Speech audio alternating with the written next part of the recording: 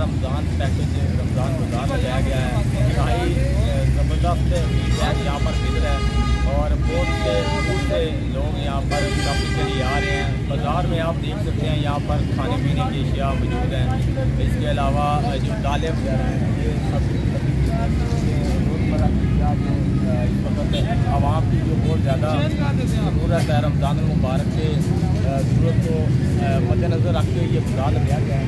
और यहाँ पर मौजूद है चावल चीनी आटा और उसके साथ दूसरे जामे के लिए मतलब जो रोज़मर्रा की अशिया है वो सारी यहाँ पर मौजूद है।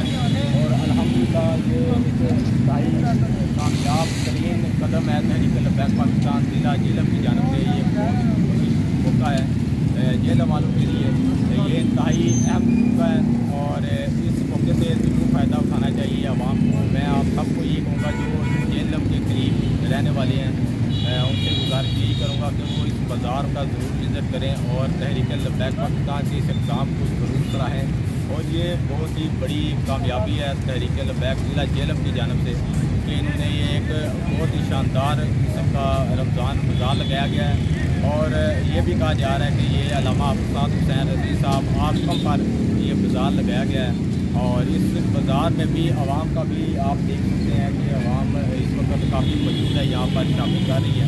और सुबह इसकी जो टाइमिंग है सुबह तकरीबन 9 बजे ये स्टार्ट हो जाता है और इसके साथ साथ रात के तक मतलब अफ्तार के बाद तक भी ये बाज़ार चलता रहता है। लेकिन सबसे पहले हम यहाँ पर बात करेंगे जो तहरीक लब्बैक पाकिस्तान के यहाँ जो बाज़ार जिसने लगाया है उनके एक कारकुन से बात करेंगे और उनसे जानेंगे कि क्या यहाँ की फीडबैक है और आवाम का दिलचस्पी यहाँ पर इसका जी। मेरे साथ इस वक्त मोहसन रज़ी साहब मौजूद हैं जो इस बाज़ार को हैंडल कर रहे हैं। जी मोहसन भाई आप ये बताएँ कि बाज़ार में जो आप चीज़ें हैं यहाँ पर ये रेट दूसरे बाज़ार से कम है क्या कितना फ़र्क है ये साहब आपको बताइए।